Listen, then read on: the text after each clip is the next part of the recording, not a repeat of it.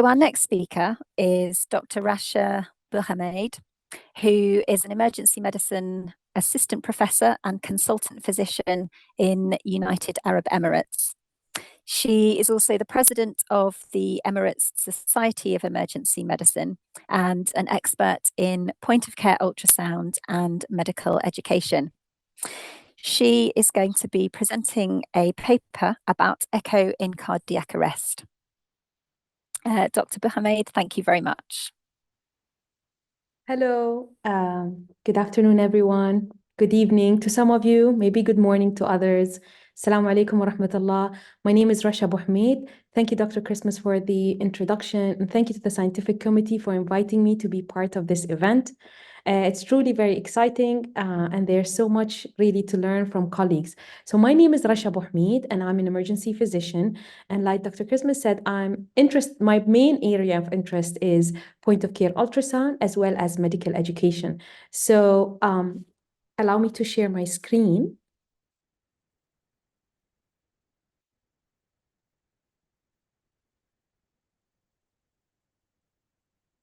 So this is the second evidence-based medicine in action, and I have no conflict of interest to disclose, apart from one, that I am extremely, extremely enthusiastic about point-of-care ultrasound. But I don't get paid for it. I have no specific disclosures or relevant disclosures to this presentation. So point-of-care ultrasound in resuscitation. You know, I just want you to think and reflect, how many of you use ultrasound when you assess patients and take care of patients in cardiac arrest? And the most important question would be, why do we really need to use it? We've been doing resuscitation for years, and why now introduce point-of-care ultrasound? So if you see, according to the literature, what we're trying to do is really to identify reversible causes. You know, many of these resuscitation algorithms, you go through your H's and T's, and ultrasound can help you identify some of these reversible causes, looking for free fluid using the FAST exam, looking for tension pneumothorax as a possible reversible cause, looking for signs of massive pulmonary embolism, and looking for tamponade. So you're trying to look for reversible causes, because we know if we address these, the management will be very, very different. The survival of the patient will probably be better. The second thing that you're trying to identify when you use ultrasound in cardiac arrest is there cardiac standstill, or is there any concentric organized cardiac activity? And that is very important, because there are some earlier studies that tell you that maybe having cardiac activity or pseudo PEA have better outcome compared to total cardiac standstill. And this is where pseudo PEA is. So basically, looking at these two different videos, the video on the left, you really have no organized cardiac activity. You see this flickering of these valves just because of some fluid that is passing by. But the ventricular, there's no really concentric ventricular function or organized function. On the video on the right, you see there is ventricular function. However, when you feel a pulse, you don't actually feel a pulse. So that is what we call pseudo PEA. So you have electrical activity, but you do not feel a pulse. But when you see it on ultrasound, you actually see concentric organized contraction. Why does this matter? Previous studies have shown that maybe the prognosis is a little bit better compared to if you find a total cardiac standstill. There have been so many descriptive studies talking about how to incorporate ultrasound into cardiac arrest resuscitation. And the reason this is important is because you've been in a trauma or a resuscitation bay where there are so many different people there. They're trying to resuscitate a patient who is in arrest.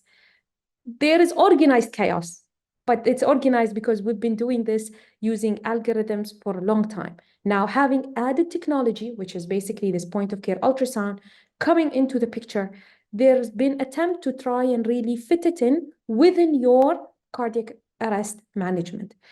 Because we know that really the time matters. And the most important time is the time that you take out of the patient's chest. Because the longer you stop doing CPR, because either you're checking the pulse or maybe you're doing your ultrasound, that will affect the overall outcome of your patients. So this is one algorithm, and talking about how to incorporate ultrasound when you manage non-shockable rhythms. so either PA or asystole. And you will see that you are actually trying to do and prepare for your ultrasound during your pulse checks. And once you resume your CPR after the 10 seconds, you should be interpreting, looking at these videos. And why is that important? Because those 10 seconds are extremely important to actually, you want to really minimize those interruptions of your cardiac arrest and compressions. So many different protocols. This is another protocol, the CASA protocol, really trying to systemize how you're going to incorporate ultrasound. So we still didn't go to the paper. And the reason I'm saying I'm giving you this background information is to understand the context of the paper that I chose. So the most criticized point was ultrasound in cardiac arrest is associated with delays in chest compression.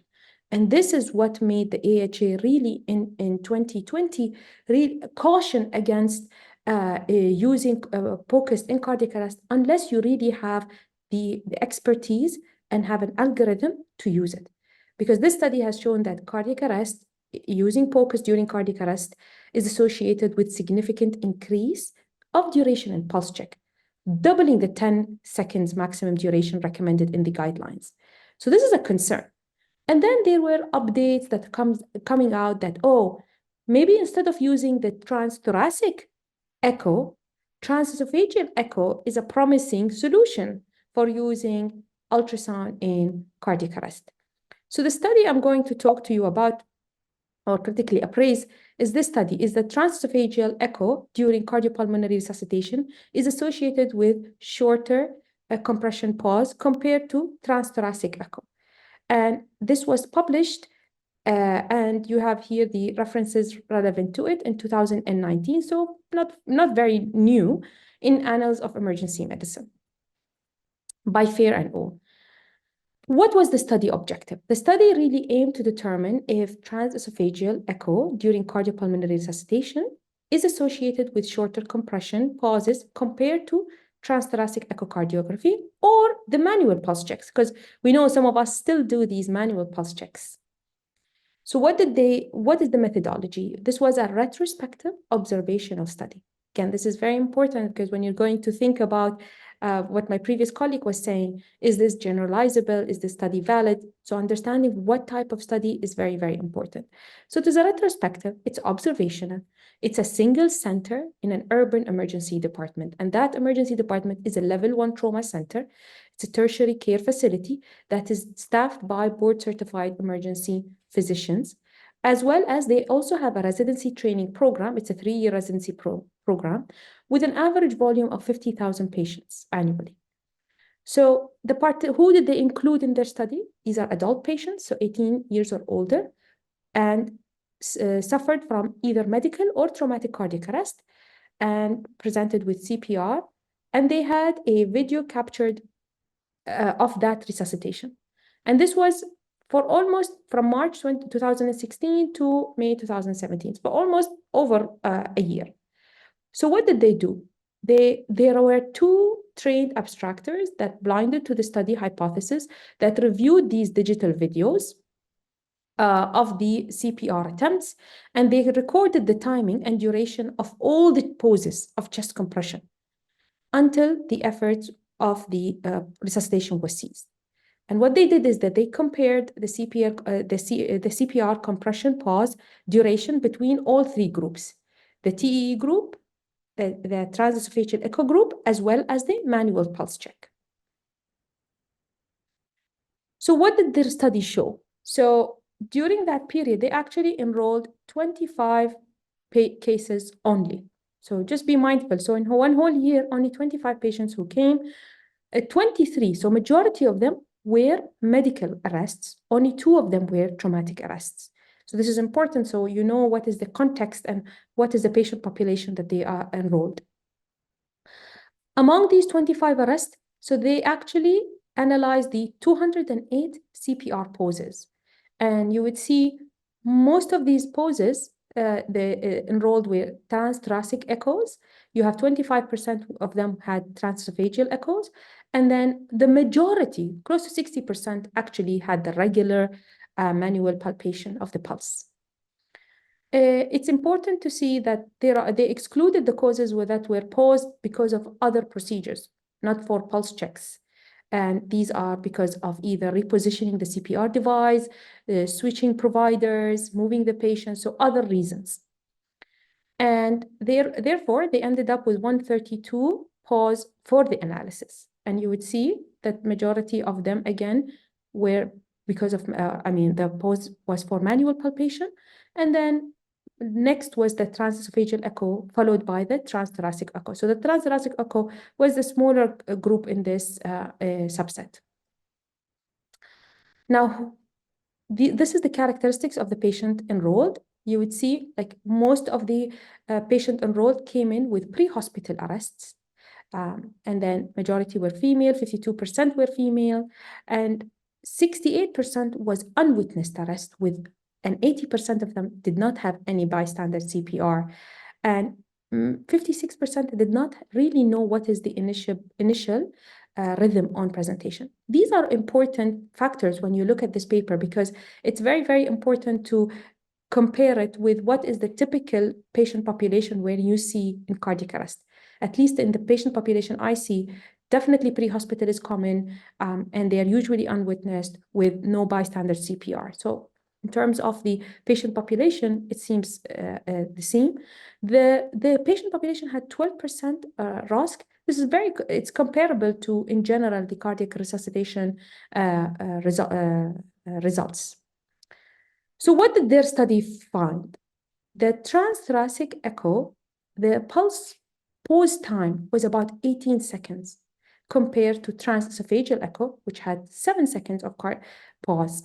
And the manual palpation had an average of 10 seconds. So what, they're saying that, okay, transesophageal echo have shorter pause time comparing it to the transthoracic echo, and even shorter than the pulse check manually. So is this a promising result? Yes. Now, however, let's see what are the strengths of this paper. Obviously, this is really important because this paper addresses a critical aspect of resuscitation, basically, and we're talking about efficiency. We know the longer we are off that chest, the worse the patient's outcome is. So if we can really decrease the pauses and get the relevant information in a shorter period, the better. It provides data using TEE. This is something you would see in the point-of-care ultrasound, where TEE is becoming more and more popular, especially in large ECMO centers where they really want to try and decide, and they want to try and replace it with thoracic echo. So they're trying to fill a gap that is existing in the literature. The practical implications of this is potentially valuable for clinical practice, but you need to put it within the context that has this technology and has this expertise.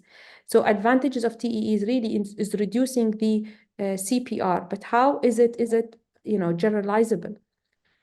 The study itself had a limitation. So first of all, the retrospective nature, the design really can introduce bias, confounding factors, which can affect the causality. Obviously, it's a single-centered, so generalizability will be an issue, specifically with the setting and the patient population. You see majority are medical, very small sample size. And this is what really struck me. Within 1 year, they enrolled only 25 cases. So that's pretty small, I think. Potential for selection and observation bias. And that's what makes me think, in a center, 50,000 annual visits, I don't know if having only 25 patients of cardiac arrest. So was there any selection bias that they didn't really include in their paper? And then looking at the paper, there was insufficient details on standardizing and the expertise who really performed these ultrasounds, the transthoracic, transesophageal, because it will be very, very important to understand who does this paper apply to. If you're telling me that the transthoracic echo was done by experts, sonographers, versus residents with limited experience, that's very different than telling me, so it's very, very important to define who actually performed these ultrasound, which was not really included in the paper.